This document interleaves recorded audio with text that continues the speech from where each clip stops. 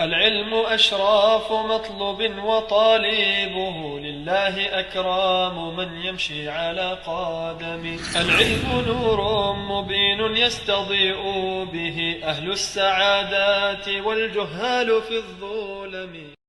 If a person owns an item, it's theirs and they wish to sell it, and they go to someone and say, listen, I'm selling this car, it's my car, I'm selling it, and I'm selling it for a reasonable price. Buy it from me. And the person says, "Tayyib, okay." He gives him £200,000 for this car. He takes the car, he takes the 200,000. Is there anything wrong with that transaction? Is there anything which is prohibited in that transaction? No. That is called what? Bay', that is sahih. It is sound. You're meant to pray salah, sah? You go, make sure the time of salah has entered, you make wudu, you cover your awrah, you face the qibla, you purify your place of prayer and your clothing, and you face the qibla. You pray lillahi subhanahu wa ta'ala. And you prayed, مثلا, Salatul Isha, you've prayed Salatul Isha. Your salah is what? Fasid or sahih? It is sahih. You've done everything that was requested of you. So your salah is sahih. Okay. Another example. I go, or a person goes and steals an item. Someone steals an item from Hamza. And he gives it to Abdurrahman and says, Abdurrahman, buy this from me. Abdurrahman gives him money and he takes this item. That bay', that transaction, is it sahih or fasid? Is it correct, sound, or is it corrupt? Is it fasid or sahih? Fasid meaning corrupt, not sound. Huh? Fasid. Why? Huh? He stole it. It's not his. There's no mulk. There's a condition missing. طيب, مثلا, the second adhan of Yawm al-Jum'ah is called. Second adhan, Yawm al-Jum'ah is called. Someone comes to a father and says, listen, I want to marry your daughter. And the adhan's just been called. So, طيب, go get two witnesses. They get the two witnesses, they all sit down for the aqd. The imam's on the minbar, inna alhamdulillah nahmaduhum. Do you take fulana to be your lawfully wedded, and so on. They do the nikah. That nikah, sahih or fasid? Why? Why is it fasid? يا أيها الذين آمنوا إذا نودي للصلاة من يوم الجمعة فاسعوا وذروا البيع, and leave off bay'. But that's not buying and selling though. So Allah says buying and selling. She's not been sold, is she? It interrupts? Okay, it interrupts the remembrance of Allah. فَاسْعُوا إِلَىٰ ذِكْرِ اللَّهِ. That is the illah. Rush towards the remembrance of Allah. This goes against the remembrance of Allah. Is that understood? Is that the reason why? It's not because if you done an aqd yet? The aqd, that's not permissible. But why is it not permissible? What is the illah? What is the reason? The reason is because you're meant to go to the remembrance of Allah subhanahu wa ta'ala. Is that understood? Yeah? So wouldn't the illah then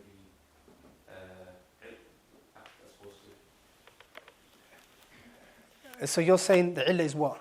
I'm saying the illah is the aqd itself.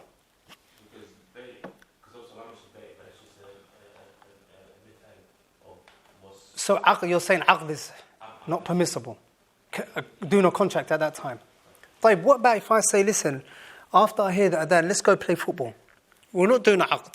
We're going to play football around the corner. There's no aqd. Is it permissible? Why not? There's no aqd. Sah, the illah goes back to the illah, the reason. Is that understood? No. We'll study illah as well, inshallah. We've already studied the illah definition, and we're going to see sabab, shagd, and all of that, inshallah. قال الشيخ رحمه الله تعالى أقسام الأحكام الشرعية. أقسام الأحكام الشرعية. The aqsam of the ahkam الشرعية, الأحكام الشرعية are of two types. What are they? تكليفي and وضعي. طيب, تكليفي and وضعي. The Shaykh says رحمه الله, whatever I'm saying now, we've already explained it on the board. the only reason why I explain it on the board is so that you have a general overview of what's to come. Us reading the book makes it easier. One of our teachers, rahmatullah, hafidahullah, in the kulliyah, he used to do this. When we were studying fara'id, he would command us to close the books. First few lessons we were like, how does he expect us to follow?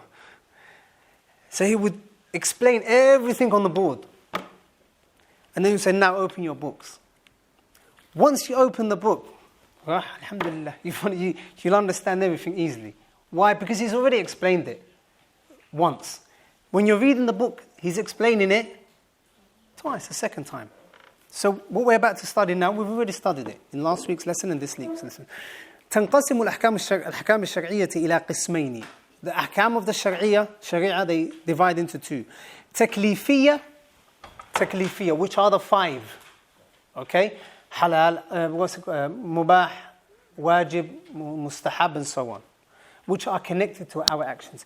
Then the wad'iyya, the Shaykh says. Wad'iyya. Can you see where the Shaykh says wad'iyya? طيب. So these are the two types. فَتَكْلِيفِيَّةُ خَمْسَةٌ. As for taklifiyya, they are five. Al-wajib, that which is wajib, that which is a must. Al-mandub, that is sunnah, that which is a sunnah. Al-muharram, that is which is haram, not permissible. Al-makruh, that which is disliked. Wal-mubah, and al-mubah. And al-mubah, which is permissible. Is that understood? For now, I want you to understand the matan. As long as you understand the matan, that's what matters. The second time we're studying this book, inshallah, if Allah makes it easy for us, we're going to go into a lot of these definitions in a different way.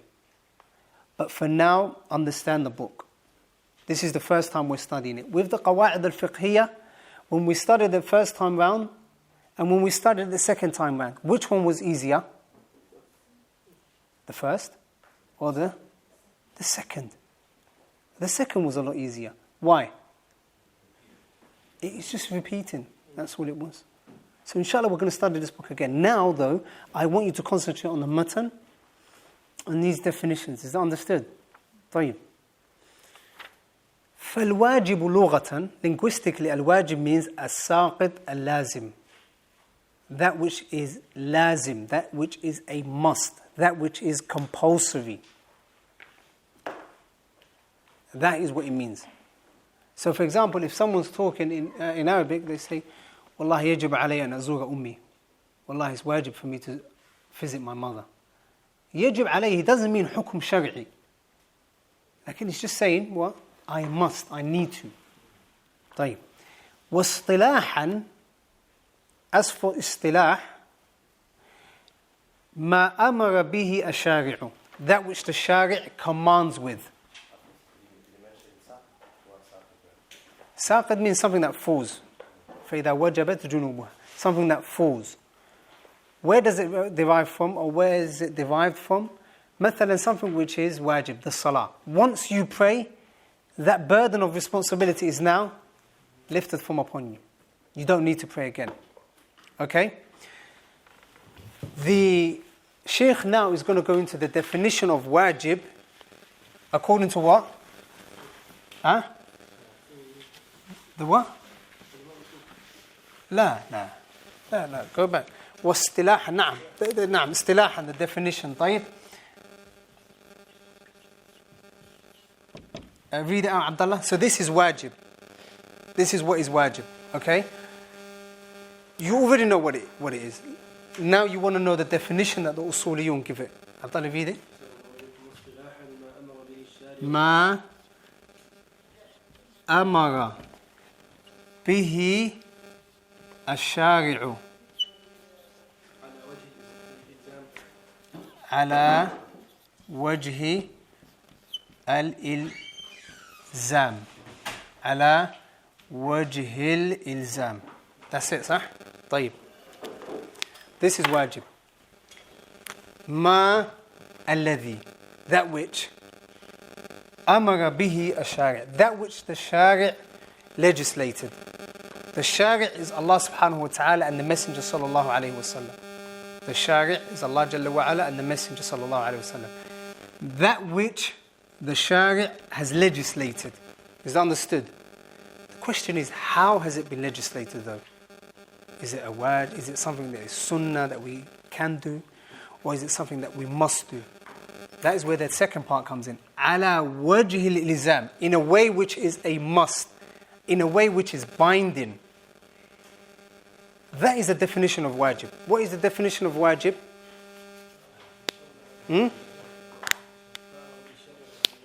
Ma amara bihi ash-shari', that which the shari' commands with, ala wajhi al-ilzam.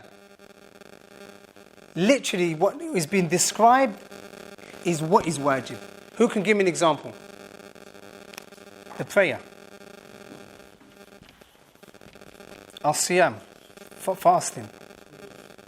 Birrul walidain. Al-zakah. All of these are what? Wajib. Why? Because we've... Shahadatain, صح? Shahadatain. Oh, na'am, the Shari' has commanded us to do it. Okay. I want to bring your attention to something. What is the definition Shaykh Abdul Rahman Nasir Saeed mentions? So now, that is the definition of what? Al-wajib, صح? طيب. Al-wajib, there's another definition that we find in the books of fuqaha. Say it. Ma yuthabu fa'iluhu. Wa ma yuthabu fa'iluhu wa yu'aqabu tarikuhu. Which means that which the person that does it is rewarded for doing it. A person that does it is rewarded for doing it. Wa yu'aqab, and the one that leaves it off is what? Is punished. طيب. Who can what's the difference between these two? You're saying ustad, that is wajib, but you're also saying ustad, that is wajib as well.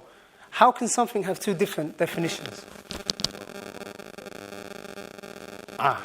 Now, is that what you're going to say? Now, this in reality is the fruit of what is wajib. It's the benefit, the thamara, the aftermath of what is wajib. As-salah, the person that does it for the sake of Allah, yuthab, he's rewarded, right? And if he leaves it off, he is what? Blameworthy, he is sinning. Zakah, if you do it, what is the reward? What is the athar that you'll be rewarded? And if you leave it off, you're what? You're deserved. So have I described, with this definition, have I described as-salah or have I described the fruit of salah? The fruit of salah, the benefit of salah. That's why in the books of the fuqaha, they have this definition.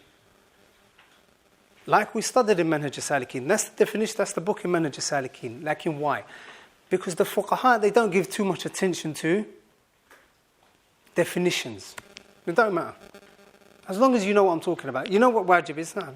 If you do it, you'll be rewarded. If you leave it off, you're sinning. Like in the usuliyun, they're very, very, very precise with their wajib, with their definitions. It has to be jami' mani'. It has to be literally perfect. That's why in the books of fiqh, in the books of usul al-fiqh, one definition probably have about 5 different scholars saying, like, this definition is wrong because you shouldn't have said ma. Or, like, this definition is wrong because ma amara bihi shari', that is wrong. Or, ala wajh al-izam, that is wrong because of this and this and this. And they end up leaving the benefit of usul al-fiqh to talk about definitions, doing tawaf around definitions. Is that understood? But obviously now, which definition are we going to study when we're studying usul al-fiqh? We're studying this now. Why? Because we're studying usul al-fiqh. We're not studying fiqh. Is that understood? And that is the difference. That's the benefit of seeking knowledge. And that's the difference of benefit of seeking different sciences. For example, sunnah in usul al-fiqh is not sunnah in hadith. It means a different meaning. Is that understood? Huh? 43. So we're going to have to stop there then, sir. طيب.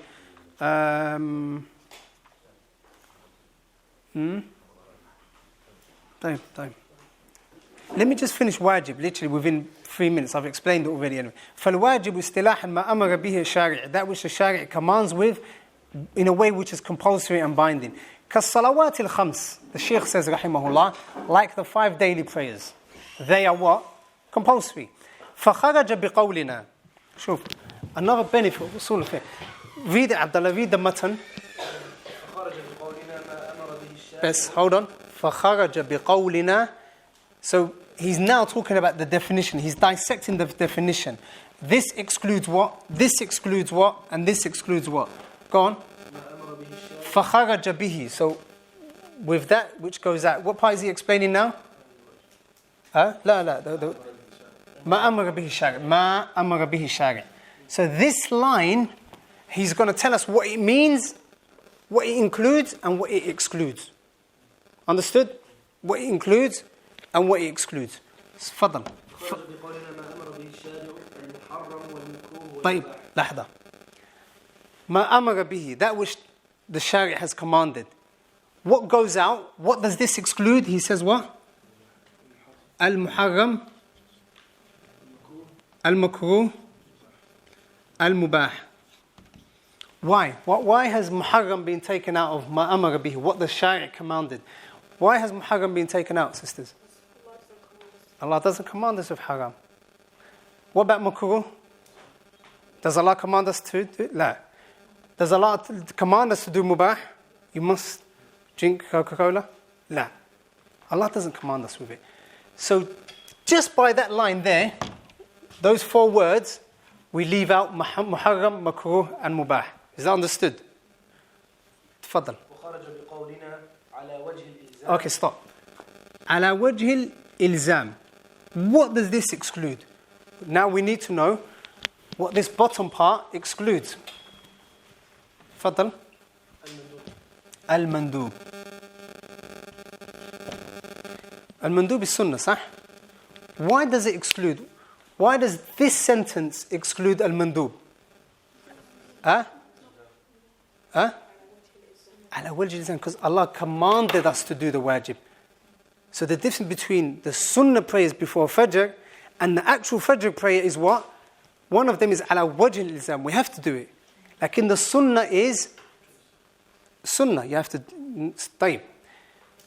So with that definition, we've excluded all 4 definitions. What are we left with? Wajib. Is that understood? طيب. Why doesn't this get taken out by this? Why can't we say mandub ma amara bihi shari'? It also excludes mandub, like the mubah, the haram, the makruh. Why can't we say, this question to the sisters, why can't we say the mandub, put your hand up if you know, why can't we say the mandub is also taken out by this part, ma amara bihi shari'? Allah commands us to do mandub, but there's other qarinas to show that it's not. Nah. Allah does command us to do mandub. Does Allah not command us to pray the rawatib, to pay sadaqah? طيب. Even these things that are sunnah, Allah does command us to do it. But the only difference is, it is not binding, it is not compulsory. Is that understood? So now we've studied al-ahkam, and we've said the ahkam are split into how many types? What are they? Taklifiyya and wad'iyya. Taklifiyya is to do with our actions. Wad'iyya is to do with things that Allah has placed as signs and descriptions. طيب. 2 types. Taklifiyya is the one that the Shaykh starts off with. How many types are they? 5. Which one did we start off with? Al-wajib. What is the definition of wajib? According to the usuliyun, ما أمر به الشارع على وجه الإلزام. ما أمر به الشارع على وجه الإلزام. And we'll stop on that note, inshallah. Wallahu ta'ala a'lam wa ahkamu billahi tawfiq.